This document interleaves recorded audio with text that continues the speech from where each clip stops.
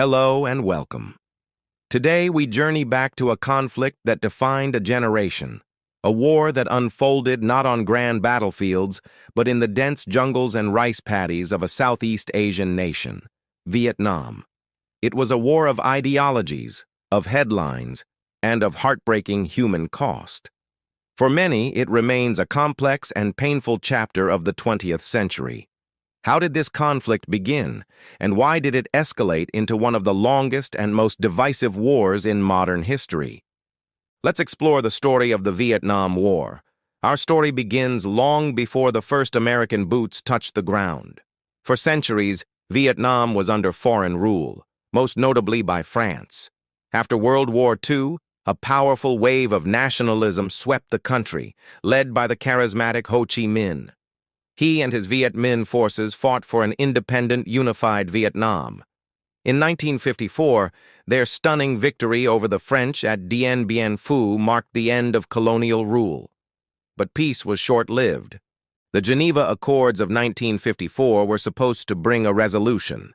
Instead, they split Vietnam in two at the 17th parallel. In the north, Ho Chi Minh established a communist government backed by the Soviet Union and China.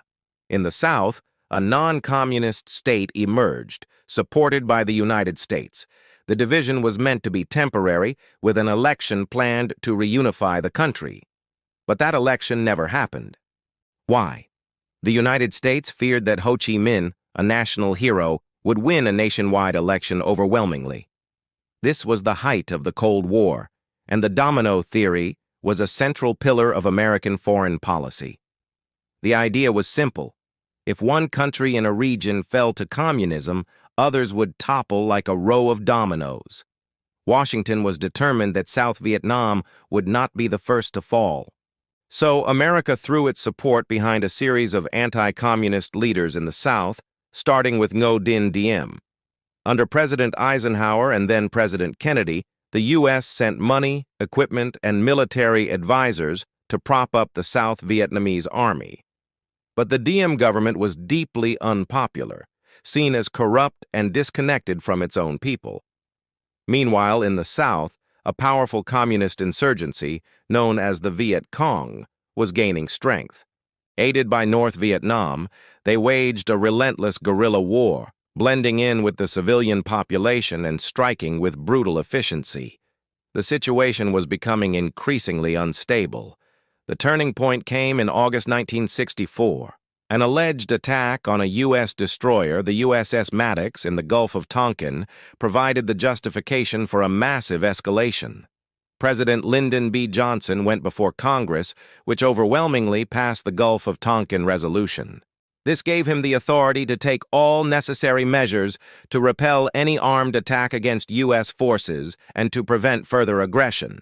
The door to a full-scale American war had just been thrown wide open.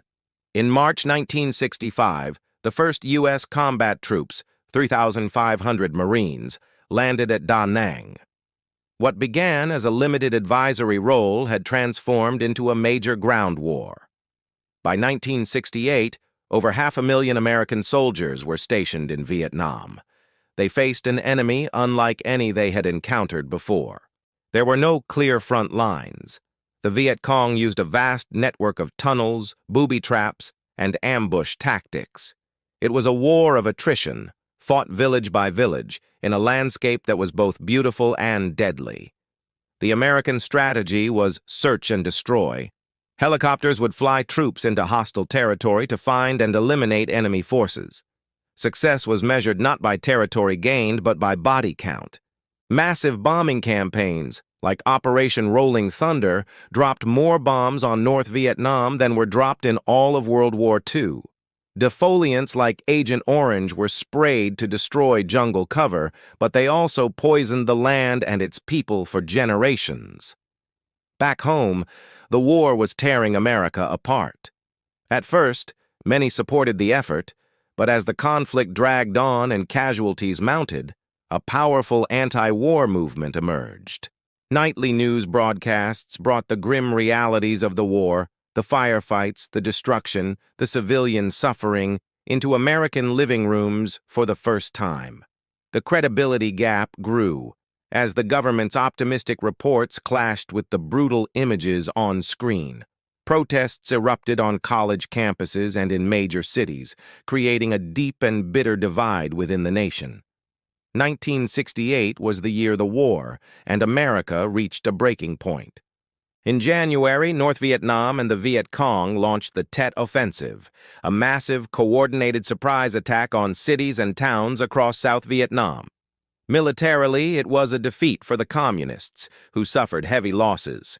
But politically and psychologically, it was a stunning blow to the United States. The attack shattered the illusion that the war was being won and that the end was in sight. Public support for the war plummeted. President Johnson, his credibility destroyed, announced he would not run for re-election. Richard Nixon was elected president on a promise to achieve peace with honor. His strategy was Vietnamization, gradually withdrawing American troops while training and equipping the South Vietnamese to fight the war on their own. But at the same time, he secretly expanded the war, authorizing bombing campaigns in neighboring Cambodia and Laos to disrupt enemy supply lines. These actions further inflamed the anti-war movement, leading to tragic events like the Kent State shootings, where National Guardsmen killed 4 student protesters. Years of painstaking negotiations in Paris finally led to the Paris Peace Accords in January 1973. The agreement called for a ceasefire, the complete withdrawal of U.S. troops, and the release of all prisoners of war. For America, the war was over. The last U.S. combat troops left Vietnam 2 months later. But for the Vietnamese, the fighting continued. Without American support, the South Vietnamese army was no match for the determined North. On April 30, 1975, North Vietnamese tanks rolled into Saigon, the capital of South Vietnam.